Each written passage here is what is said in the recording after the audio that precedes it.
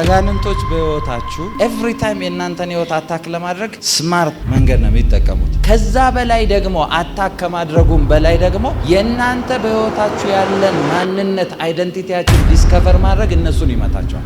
ማንነቱን ያወቀ ሰው አጋንንትን የመምታት ፓወር አለ። 95% አጋንንትን የማሸነፍ ፓወር አለ። 5%ቱ ልቀቅ ማለት ብቻ። የሁላችሁም አታክ የተለያየ፣ የሁላችሁም ፈተናና ፋይት አታካችሁ የተለያየበት ምክንያት የሁላችሁም አሳይመንት የተለያየ ስለሆነ የየሰው አይን ሁሉ የተለያየ እንደሆነ የየሰው እይታና ቪዥንም የተለያየ።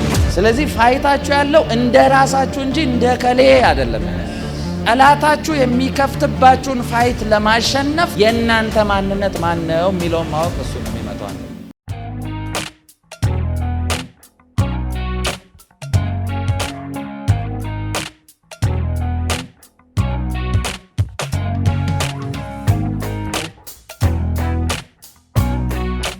መጽሐፍ ቅዱሳችሁን ከያዛችሁ ያዕቆብ ምዕራፍ 4 ቁጥር 7 እንግዲህ ለእግዚአብሔር ተገዙ፣ ዲያብሎስን ግን ተቃወሙት ከእናንተም ይሸሻል። እንግሊዘኛው ሬዚስት ዘ ዴቪል ነው የሚለው። የአጋንንትን ውጊያ ስትራቴጂክ በሆነ ወይ የምታሸንፉበትን መንገድ ነው የምነግራችሁ። ስሙኝ፣ አጋንንቶች በህይወታችሁ የእናንተን ህይወት አታክ ለማድረግ ሲላኩ ልክ እንደ በዘፈቀደ ድንገት አግኝቶ አታክ የሚደረግ እንደዛ አይነት ስትራቴጂ የለም። ኤቭሪ ታይም የእናንተን ህይወት አታክ ለማድረግ ስማርት መንገድ ነው የሚጠቀሙት። ስትራቴጂ አለ። የአጋንንትን ስትራቴጂ ስታውቁ፣ የአጋንንትን አታክ የሚያደርግበትን መንገድ አንደርስታንድ ስታደርጉ የዛን ጊዜ ነው እናንተ ፓወር የሚኖራችሁ። ከዛ በላይ ደግሞ አታክ ከማድረጉም በላይ ደግሞ የእናንተ በህይወታችሁ ያለን ማንነት አይደንቲቲያችሁን ዲስከቨር ማድረግ እነሱን ይመታቸዋል። በእውነት ትሩዝ ነው የምነግራችሁ። ማንነቱን ያወቀ ሰው አጋንንትን የመምታት ፓወር አለ። ከኔ ጋር ናችሁ? ላይፉ ላይ ያለውን እግዚአብሔር የሰጠውን የመጣበትን ዓላማ ዲስከቨር ያደረገ ሰው እመኑኝ 95% አጋንንትን የማሸነፍ ፓወር አለ። 5%ቱ ልቀቅ ማለት ብቻ። ጌታ ፊት ነው ማወራችሁ። አንዳንድ ሰው ህይወት ውስጥ ፍሬ ያጣው አታክ ብቻ ሳይሆን ህይወት ውስጥ ተቀበዝባዥ የሆነው አታክ ብቻ ሳይሆን ምን እንደሚሰራ ለምን እንደሚኖር ስለማያውቅ ይኖራል እንጂ ለምን እንደሚኖር አያውቅ። ዝም ብሎ የላይፍ አጋጣሚ በሰጠው መንገድ ይሄዳል እንጂ ለምን እንደመጣም አንዳንድ ሰው አያውቅ። አብዛኞቻችሁ እግዚአብሔር ለምን እንደጠራችሁ ታውቃላችሁ? ምን እናንተ ውስጥ እንዳስቀመጠ። አብዛኞቻችሁ የተሸከማችሁት ነገር በጣም ቢግ ነው። ስሙኝ፣ እግዚአብሔር አንድ ነገር እያስተማረኝ ነበር ሰሞኑን። ምክንያቱም ስለዚህ ስፒሪቹዋል ቻሌንጆች፣ ስለዚህ ስፒሪቹዋል ፈተናዎች፣ ሰዎች በሚያልፉበት ስፒሪቹዋል አታኮች እያሰላሰልኩ ባለበት የሁሉም የሁላችሁ ስሙኝ፣ የሁላችሁም አታክ የተለያየ። ከኔ ጋር ናችሁ?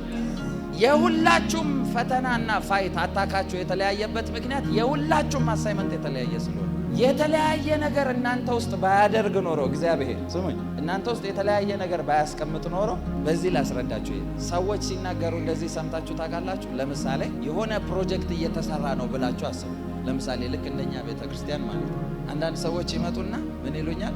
አይ በቃ እኔም የበኩሌን ላድርግ ብዬ ነው፣ እኔም እዚህ እንትን ላይ አሻራዬን ላስቀምጥ ብዬ ነው ይላል። እንደዛ ሲባል ሰምታችሁ ታውቃላችሁ? ሰዎች አሻራዬን ላስቀምጥ ሲሉ ሰምታችሁ ታውቃላችሁ?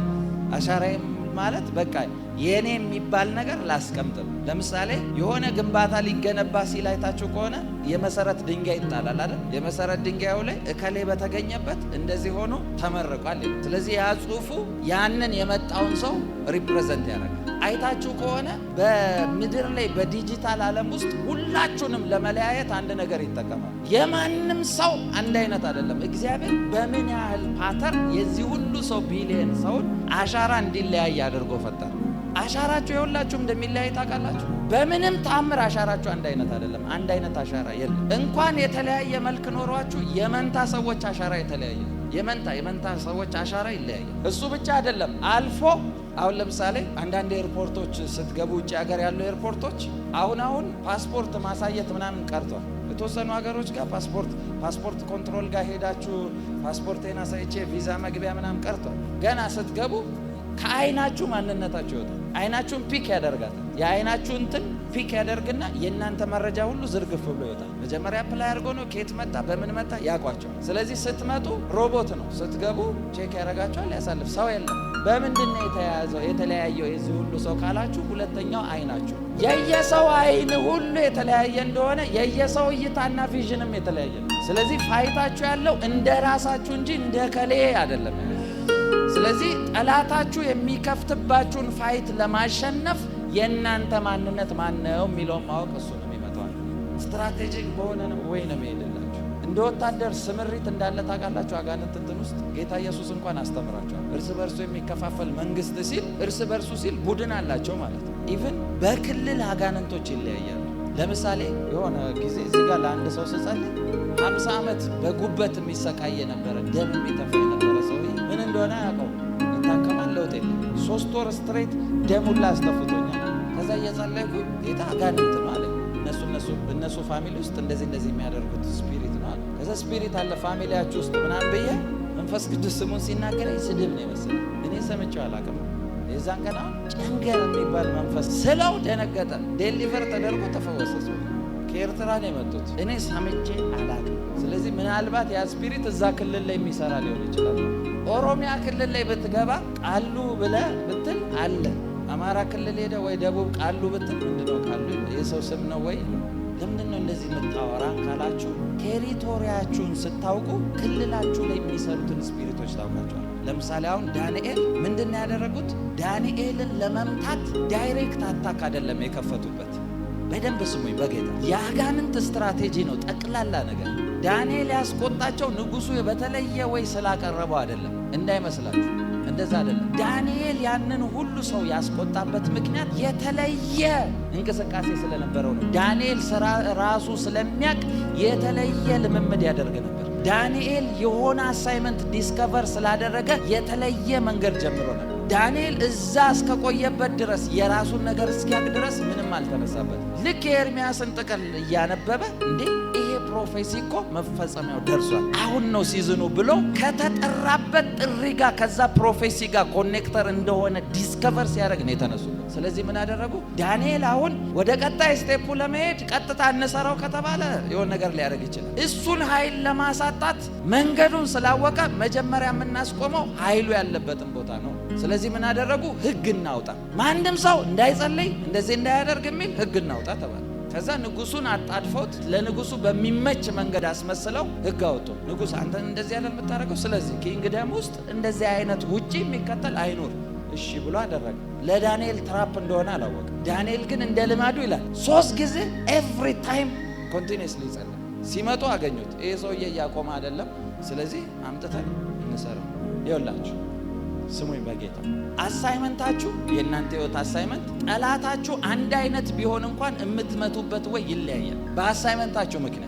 ለምሳሌ ዳንኤል ጋር ሲመጣ አንበሳ ጉድጓድ ውስጥ ሲጨምሩት አንበሶቹ እንዳይበሉት ትራስ ነው ያደረገለት። እነ ዳዊት ጋር እነ ሳምሶን ጋር ስትሄዱ ደግሞ ውስጣቸው ኃይል ሰጥቶ አንበሳ እንዲገነጥሉ ነው የሚያደርጋቸው። ተመሳሳይ ነሚ የተለያየ አሳይመንት ሲሆን የምትመቱበትን መንገድ የተለያየ። ስለዚህ ጠላታችሁ መመታት የሚጀምረው አንደኛው የእናንተን ጥሪ መንገድ ስታውቁት። ከኔ ጋር ናችሁ? ለምንድን ነው እንደዚህ የምትለኝ ካላችሁ መንፈስ ዓለም ላይ ጥሪን ዲስከቨር በማድረግ ውስጥ የመንፈስ ዓለም ሰራዊቶች ሁሉ ፕሮቫይድ ማድረግ ይጀምራሉ። በማድረጋችሁ ብቻ ጌታ ፊት ነው ነገር። አንድ ጊዜ አንድ የእግዚአብሔር ሰው ድሮ የሰማሁት ነው የዛሬ 9-10 ዓመት በፊት ቴስቲሞኒውን ዩቲዩብ ላይ ነው የሰማሁትና የሄቨን ኢንካውንተር ሰጠኝ ጌታ። ብዙ ነገር አየሁኝ፣ በጣም ብዙ ነገር ተናገረኝ፣ ብዙ ነገር አሳየኝ አለ። መጨረሻ ላይ ጌታ እኔን ለሚያሳየኝ መልአክ በዚህኛው መንገድ ይዘው ውጣ አለው አለ። ከዛ ይዞኝ እየሄደ 2 ትልልቅ የተዘጉ ሳጥኖች አየሁ እና ሐሳቤን ወሰዱኝ። እሱም ያ መልአክም እንዳየው ፈልጎ ነው በዛ ጋር ወሰደኝ። ከዛ ምንድነው ይሄ ሳጥን ብዬ ስጠይቀው ወደ ሳጥኑ ሄደና ከፈተው። ሲከፍተው 2 የጎልድ ሳጥኖች፣ ወርቅ የሞላባቸው ሳጥኖች ነበሩ። ምንድናቸው እነኚህ ስለው የተጠራበትን መንገድ ስላላገኘ ስላላየ ያልከፈትከው በእድሜ ዘመን እግዚአብሔር የመደበል በረከትህ ነበር አለኝ። ሰውየው እድሜ ከሄደ በኋላ ያስተዋል አልከፈትከውም።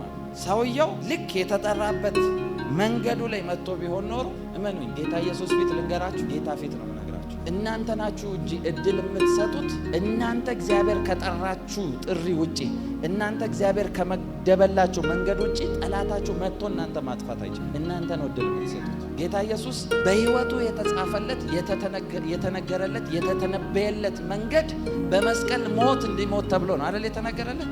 ስለዚህ ከመስቀል ሞት ውጪ የሆነ ነገር እሱ ላይ ኃይል እንዳይኖረው አድርጎት ሊገሉት ከገደል ሊገፈትሩት ሲፈልጉ ሰንጥቆ በመካከል አለፈ ይላል። ምንም ነገር ሬዚስት እንዲያደርገው አያደርግም። እስከ ምን ኤክስተንት ድረስ ካላችሁ ደቀ መዛሙርቱን ጠርቶ የመጨረሻው ታይም ሲደርስ ሊገቡ እንደሆነ ወደሚሰቀልበት ስፍራ ሊገቡ እንደሆነ ሲያቅ እንደዚህ አላቸው፣ ተነሱ ሂዱ፣ ሰይፍ ግዙ፣ ታጠቁ አላቸው ይላል። ሁሉንም ሰይፍ አስያዛቸው። ለምንድን ነው ያስያዛቸው? ከዚህ ፕላን ውጭ መንገዳችን ላይ የሚመጣ ካለ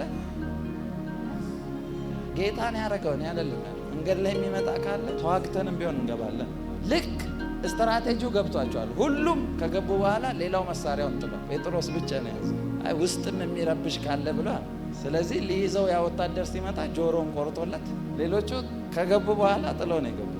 ሰይፍ ግዙ ያላቸው ግን ራሱ። አንዳንዴ ጉልበታችሁ እያለቀ ያለው እንዴት እንደምትዋጉ ስላላወቃችሁ። ለምሳሌ ጦርነቱ የሚሳኤል ከሆነ ሽጉጥ ይዘህ ብትሄድ በግላጭ በግልጽ እንድትሞት ፈልጋል ማለት። ጦርነቱ የሽጉጥ ቢሆን ኖሮ ምንም ፕሌን ማለፍ ይችል ነበር። የሚሳኤል ሲሆን ግን ፕሌን አይንቀሳቀስም። ጦርነቱ ወታደር አቁሞ ተኩስ ቢሆን ኖሮ መርከብ ማለፍ ይችል ነበር ሆርሙዝ በሚባለው። የሚሳኤል ስለሆነ ግን ደፍሮ የመጣ ራሱ ያፈነዱታል። ስለዚህ ጦርነቱን ማወቅ ነው ያለብን። ከጠላት ጋር ፋይት ልታረግ ስትል በምን መንገድ ነው እየተዋጋኝ ያለው የሚለውን ማወቅ አለ። ባይብል እንግዲህ የጠቀሳቸው በባይብል ስማቸውንም ነግራቸዋለሁ። በባይብል 3 መንገዶች ብቻ ነው ያሉት፣ ስትራቴጂክ ፋይቶች የሚባሉት ማለት ነው። ልክ በጦርነት በውትድርና ፊዚካል ባለ በምድር ላይ ባለ ውትድርና እግረኛ የሚባል አለ አይደል? ከዛ ደግሞ በታንክ በምና የሚዋጉ አሉ አይደል? ከዛ ደግሞ በጀት በምና የሚዋጉ አሉ። ፌዝ አሉ አይደል? የተለያየ። ልክ እንደዛ መንፈስ ዓለም ላይ ከጠላቶቻችሁ ጋር የምታደርጉት ጦርነት የተለያየ ስትራቴጂ ያለ። ጠላቶቻችሁ እናንተን አታክ ለማድረግ አንድ መንገድ አይደለም። ስሙኝ፣ በጌታ ስሙኝ። እናንተን ለማጥፋት በአንድ ሐሳብ ይተባበራሉ እንጂ አንድ መንገድ አይደለም ያለ።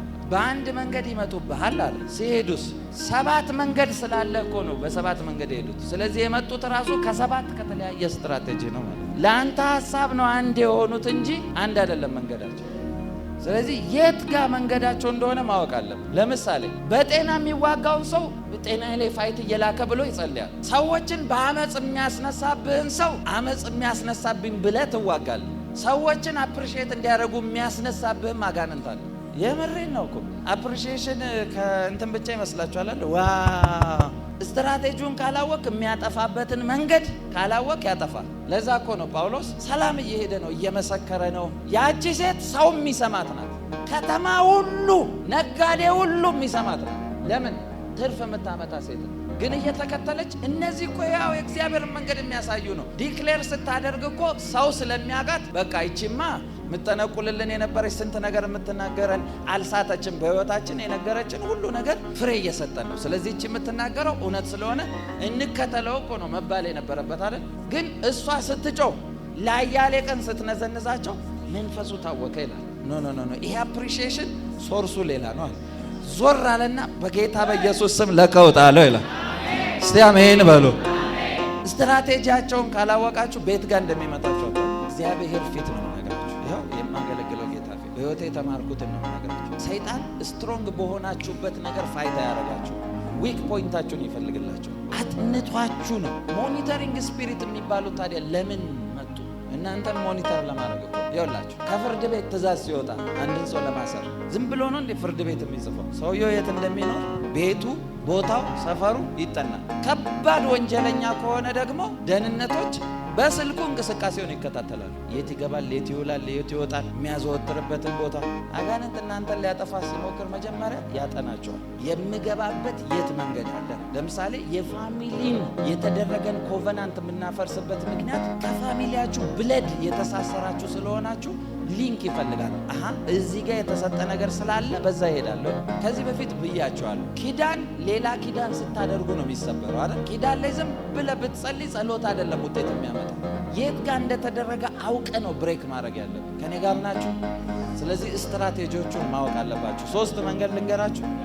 መጽሐፍ ቅዱሳችሁን ከያዛችሁ ዘጸአት 15:3 እግዚአብሔር ተዋጊ ነው፣ ስሙም እግዚአብሔር ነው። ምን ይላል? እግዚአብሔር ተዋጊ ነው፣ ስሙም እግዚአብሔር ነው። እግዚአብሔር ተዋጊ ነው፣ ስሙም እግዚአብሔር ነው። እግዚአብሔር ተዋጊ ነው ብሎ የሚያውጀው ሰው ሁኔታው ላይ። ይሄኛው የመጀመሪያው ሌቭል ነው። ይሄ በሂብሩ እንደዚህ አይነት ውጊያ ስሙ ሚልካማ ይባላል። ሚልካማ ማለት በሁኔታችሁ ላይ የትኛውም በምታሳልፉት ባትል ላይ እግዚአብሔርን መጎተት ማለት ነው። ሰምታችሁኛል? ባትሉ ላይ እግዚአብሔርን መጥራት። እሱ ብቻ አይደለም፣ ውጊያችሁ ላይ እግዚአብሔርን ማወጅ። ገብታችኋል አይደል? እግዚአብሔርን ማወጅ ማለት ነው። እግዚአብሔር ሲታወጅ እግዚአብሔር ተዋጊ ነው ይልና ስሙም እግዚአብሔር ነው ይላችኋል። ስለዚህ መንፈሳዊ ጦርነት በቤታችሁ በሕይወታችሁ የተከፈተ ላይ በማወጅ ውስጥ ብቻ ተዋጊ የሆነውን እግዚአብሔርን እንዲሳተፍ ታደርጉታላችሁ። እስቲ አሜን በሉ። አንዳንድ ጦርነታችሁ ከእናንተ አቅም በላይ የሆኑትን እግዚአብሔርን እንጠራዋለን። እስቲ አሜን በሉ። እንዴት ከእናንተ አቅም በላይ እኛ የምንዋጋው አለ እንዴ ካላችሁ፣ ይሄን የጻፈላችሁ ሙሴ እንኳን ብሏል። ሙሴ ራሱ እዚሁ ዘጸአት ላይ ነው ደግሞ እንደዚህ ብሎ ተናግሯል። ጠላትን ከፊት አውጥቶ ምን ይላል? እስቲ አጥፋው ይላል በሉ። ያጠፋላል አይደለም፣ እናንተ የምታጠፉትም አለ ማለት ነው። ይሄኛው ሌቭል ግን ሚልካማ የሚባለው በሁኔታችሁ ላይ እግዚአብሔርን ኢንቫይት ማድረግ ማለት። ለምሳሌ እስራኤላውያን አብዛኛውን ጊዜ ውጊያ ሲጀምሩ መንፈሳዊ ከሆነ ጦርነቱ ከስጋ ያለፈ ጦርነት ከሆነ የእግዚአብሔርን ስም ያውጃሉ። እግዚአብሔር እኮ ይውላችሁ፣ አንደኛው እግዚአብሔር ጦርነታችሁ ላይ ኢንቫይት በማድረግ እንዲሳተፍ ማድረግ ነው። ሁለተኛው በጦርነታችሁ ላይ እግዚአብሔርን የምትጋብዙበት ኢንቫይት የምታደርጉበት መንገድ ሁኔታችሁ እያለ እሱን ፕሬዝ በማድረግ በማምለክ ውስጥ። ለምሳሌ መጽሐፍ ቅዱስ አምልኳቸውን ምስጋናቸውን በጀመሩ ጊዜ እስራኤልን ሊወጉ በተነሱ በነ አሞን በሴር ላይ እግዚአብሔር ድብቅ ጦርን አስነሳባቸው ይላል። እነዛው እስራኤላውያንን መልእክተኛ ልኮ እግዚአብሔር ከዚህ ታላቅ ወገን የተነሳ አትፍሩ፣ ሰልፉ የእናንተ አይደለም የኔ ነው አለ። በምንድን ነው የመጣው ካላችሁ ኢንቫይት ስላደረጉት። በዚህ ሌቭል ላይ ስትንቀሳቀሱ እግዚአብሔር ነው ኢንቫይት የምታደርጉት። ዳዊት ከጎልያድ ጋር ፋይት ያደረገ ጊዜ ሁለት ስትራቴጂን የተጠቀሙ፣ ሁለት ፋይት። አንደኛው ጦርነቱ የአማልክት እንደሆነ ሲያውቅ አምላኩን ነው ኢንቫይት ያደረገው። ለምሳሌ ጎልያድ እንደዚህ ያለው አይደለ? እንደዚህ ባላረገ አለውና አማልክቶች ይሄን ያርጉብኝ፣ ይሄን ይጨምሩብኝ አለ ይላል። ሰምታችኋል? አማልክቶቹን እየጠራ በአማልክቶቹ ስም ረገመው ይላል። ስለዚህ ዳዊት አሁን ከፍ ያለ ጦርነት ስለመጣበት ጦርነቱ ከሱ ጋር ከሱ አቅም ጋር አይደለም ያለው። እግዚአብሔር ትሬን አድርጎታል እኮ ዳዊት አሰልጥኖታል። ሳኦል ጋር ሲመጣ ያለው ምንድነው? እኔ አንበሳና ድብን በእጄ እንድገነጣጥል አሰልጥኖኛል አለ። እነሱን እየገደለልኝ አይደለም እያስገደለኝ ለምጃለሁ። ስለዚህ ይሄ ተራ ሰውዬ ነው አለ። ሰውየው ጋር ሲሄድ ግን ሁለት ጦርነት ነው። አንደኛው የአማልክት ጦርነት ነው። ስለዚህ የአማልክት ጦርነት ሲሆን ዳዊት በአስተማረው በአቅሙ አይደለም የሄደው። ምን አደረገ? በአማልክቱ ስም ረገመው ሲል ዳዊትም ተነሳ እንደዚህ አለ፣ በተገዳደርከው በእስራኤል ጭፍሮች አምላክ ስም መጣብሃለሁ አለ። እንደዚህ አደርግብሃለሁ ሲለው እሱም እንደዚህ ይላል፣ በእስራኤል አምላክ እንዳለ እንዲታወቅ አደርጋለሁ ይላል። ስለዚህ ዳዊት እያለ ያለው እግዚአብሔር ሆይ እየጠራ ያለው አማልክቱን ነው፣ አንተም ተገለጥ እያለ ነው። አምላካችሁ ዛሬ ይገለጥላችኋል። ጦርነታችሁ ላይ ይነሳላችኋል። ጠላቶቻችሁ አምላካቸው የለም ብለው ሲዝቱ ሲሳለቁ በነበሩት ላይ ሁሉ ጌታችሁ የአማልክት አምላክ የሆነው እሱ ተነስቶ ይገለጣል። በነገራችሁ ላይ ሁሉ ይገለጥላችኋል። አምላክ እንዳላችሁ ይታወቃል። በእናንተ መካከል አምላካችሁ ሕያውና የሚሰራ እንደሆነ ይታወቃል። እስቲ አሜን በሉ። ታሪክ ይዘን አይደለም ዝም ብለን የምንንቀሳቀሰው፣ ታሪክ እየሰራን ነው የምንንቀሳቀሰው። ታሪክ የምንተርክ ሳይሆን ታሪክ የምንደግም ሰዎች ነን። እስቲ አሜን በሉ። የኢየሱስ ኃይል የደከመ አይደለም፣ የሆነ ተረት አይደለም፣ ዝም ብለው የሚያነሱት ተራ ሰው አይደለም። ኢየሱስ ዝም ብሎ መልእክተኛም አይደለም፣ ጌታ ነው ኢየሱስ። ዕብራውያን ሲናገር እንደዚህ ይላል፣ ኢየሱስ ክርስቶስ ትላንትናም ዛሬም እስከ ዘላለም ያው ነው ይላል። እስቲ አሜን በሉ። ያኔ ድል የሰጠው ጌታ ለእናንተም ድል ይሰጣል፣ ድልን ይሰጣችኋል። ስትራቴጂን ማወቅ ብቻ ነው የሚያስመልጣችሁ። ከኔ ጋር ናችሁ? አንዳንድ የሆነ ነገር ሲፈጠር አምልኩ፣ ሰለብሬት አድርጉ። የሆነ ሌቭል አለ። እናንተ አቅማችሁ የሚፈተንበት ታይም ላይ ሁኔታችሁን አታዳምጡት። ጌታ ሆይ እያላችሁ ሰለብሬሽን ጀምሩ። ሰለብሬሽን ስትጀምሩ እግዚአብሔር እየመለሰ እንደሆነ ምልክቱ የማታውቁት ሰላም፣ ደስታ፣ መቆጣት፣ ሳቅሳቅ ይላችኋል። ችግር እያለ ሳቅሳቅ ይላችኋል። የሆነ ሁኔታ አጣብቅኝ ውስጥ ሆናችሁ ሳቅሳቅ ይሞላባችሁ። እንደዚህ ሆኖ የሚያውቃል? እስቲ እንደዚህ አይነት የሚያስጨንቅ ነገር ኖሮ ሳቅ የሞላበት ሰው አለ? ለምን እንደሆነ ታውቁታላችሁ? አታውቁትም? መዝሙር ምዕራፍ 2 ክፈቱ። ወደ ሁለተኛው ይሄዳለሁ ከዛ በኋላ። መዝሙር ምዕራፍ 2 ላይ ለምን እንደሚያስቃችሁ። አሕዛብ ለምን ያጉረመርማሉ? እነማ አሕዛብ ያጉረመርማል ከተባለ ለአማኝ ማጉረምረም አይፈቀድም። በሉ እስቲ እግዚአብሔር አማኝ ሲያጉረመርም ሰርፕራይዝ ነው የሚሆነው። አሕዛብ ነው የታወቀው። እሺ ቀጥል። ወገኖችስ ለምን ከንቱን ይናገራሉ? እሺ የምድር ነገሥታት ተነሱ፣ አለቆችም በእግዚአብሔርና በመሲሁ ላይ እንዲህ ሲል ተማከሩ። ማሰሪያቸውን እንበጥስ፣ ገመዳቸውንም ከኛ እንጣል። በሰማይ የሚኖር እርሱ ይስቃል። ምን ማለት ነው? ማሰሪያቸውን ገመዳቸው ማለት ሰላም የሆኑበትን ማሰሪያ ገመድ የሚለው ምሳሌ ላስረዳችሁ። መርከብ በባህር ላይ የሚሄድ መርከብ ወደ ባህሩ ዳር ሲደርስ እንዳይሄድ በምንድን ነው የሚያደርጉት? በገመድ ነው የሚያስሩት። መርከባቸው ስለሆነ ማለት ነው። ገመዱ ተቆረጠ ማለት የነሱና የዛ ትራንስፖርት እነሱን የሚያንቀሳቅሰው ዲስኮኔክት ተደርጓል። ስለዚህ እዚህ ጋር ያለው ቃል እነሱና በረከታቸው መካከል ያለውን ድልድይ እንቁረጠው፣ ገመዳቸውን፣ ርስታቸውን፣ ያላቸውን ነገር እንቁረጠው። ይሄን እያሉ ሲማከሩ እግዚአብሔር አለ ልዑል ከላይ ሆኖ ይስቅባቸዋል አለ። ሳቅ ሲጀምራችሁ ምን እየሆነ እንደሆነ ከሰማይ እንድታውቁ ነው። አሁን ጠላቶቻችሁ ይሄን ሁሉ እያደረጉ ነው። ልክ እንደዚህ ምክር ገመዳችሁ ምናምን እየቆረጡ ነው። እናንተ ደግሞ ሳቅ ሰላም ሞልቷቸዋል ማለት ምን ማለት ትርጉም እንደሆነ ልንገራችሁ። እሺ ልዑል ከላይ ሆኖ ይስቅባቸዋል፣ ይሳለቅባቸዋል። እሺ በዚያን ጊዜ በቁጣው ይናገራቸዋል። ምን ይላል? በቁጣው መናገር ይጀምራል። እሺ በመዓቱም ያወካቸዋል። ስለዚህ ሳቅ ሞላባችሁ ማለት እግዚአብሔር ንግግር ጀምሯል። በቁጣው ማውራት ጀምሯል። የሆነ መዓት ጠላቶቻችሁ ላይ ማውረድ ጀምሯል። ኢየሱስ ጌታ ነው። ሁለተኛው ስትራቴጂ እነዚህ ሁሉ የሂብሩ ወርዶች ናቸው። እሺ ጠላቶቻችሁን አታክ የምታደርጉበት ስትራቴጂዎች ማለት ነው። ሁለተኛው ክራቭ ይባላል። የቀደሙ ምን አልኳችሁ? ሚልካማ በሉ እስቲ። ሚልካማ ማለት እግዚአብሔርን ኢንቫይት ማድረግ ማለት። ሁለተኛው ውጊያ ደግሞ ክራቭ ይባላል። እሺ አንደኛ ሳሙኤል 17:33 በሳኦልና በዳዊት አንተን ገና ብላቴና ነህ፣ እርሱም ከብላቴና ጀምሮ ጦረኛ ነውና። ሰምታችኋል? ሁለተኛው ምን አልኳችሁ? ክራቭ በሏ። ሁለተኛው ጦርነት ማለት ጠላታችሁን ፊት ለፊት መግጠም ማለት። አሁን የኃይል ቴስት ነው። ኃይልን ሰጥቷል ሲባል ኃይሉ ያለው እግዚአብሔር ጋር አይደለም፣ እናንተ ውስጥ ነው። ከኔ ጋር ናችሁ? ስለዚህ ሳኦል እያለ ያለው አንተ ብላቴና ነህ አለ። ይሄ ሰውዬ ቁመቱ ብቻ አይደለም፣ ከሕፃንነቱ ከብላቴናነቱ ጀምሮ ጦርነት አሰልጥነውታል። አሁን ጦርነቱ በሰለጠነ ከሆነ የስልጠናው ከሆነ ዳዊትም ቀጠለ። እሺ ቀጥል።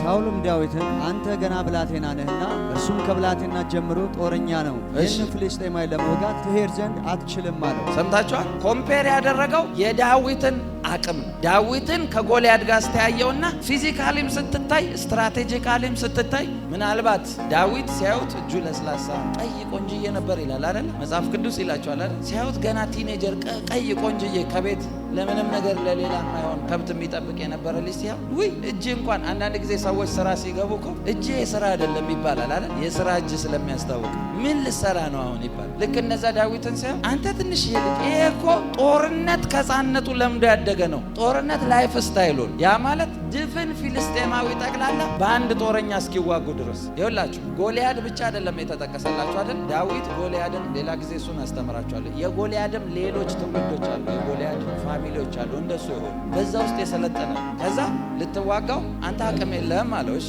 ዳዊትም ሳኦልን አለ። ዳዊትም መለሰ እሺ ምን አለ? እኔ ባሪያ የአባቴን በጎች ስጠብቅ አንበሳና ድብ ይመጣ ነበር፣ ከመንጋጋውም ጠቦት ይወስድ ነበረ። እሺ በኋላው እከተለውና እመታው ነበረ፣ ከአፉ ማስጠለው ነበረ። በተነሳብኝም ጊዜ ጉሮሮውን ይዤ እመታውና እገለው ነበረ። ሰምታችኋል? አሁን ትሬኒንጉን ገለጠ። ይሄኛው ዘመዶቹ ጋር ብረት አስይዘውት ነው ያስተማሩት። እኔ በብረት አይደለም በራሱ በጠላቴን ያሰለጠነኝ አለ። ስለዚህ ይሄ ቢመጣ ምንም ማለት አይደለም። ምናልባትም ሰልጥኖ ፕራክቲስ ያላረገበትን መሳሪያ ነው ይዞ የመጣው። እኔ ግን ፕራክቲካል ፊልድ ላይ ለምጄን የመጣሁት ይሄን ሰው ያሸንፈዋለሁ እያለ እስቲ አሜን በሉ። እግዚአብሔር አንዳንዶቻችሁን ፕራክቲካል ፊልድ ውስጥ የሚከታችሁ የሆነ ፕሮብሌም ቻሌንጅ ውስጥ አስገብቶ ነው። ለእናንተ ቻሌንጅ ይመስላችኋል። ኦልሬዲ ባትል ውስጥ ገብታችሁ እንድታሸንፉ እያደረጋችሁ ነው። አሸንፋችሁ ወጣችሁ ማለት እናንተ በዛ ነገር ላይ ሁሉ ገዝታችኋል ማለት ነው። እስቲ አሜን በሉ።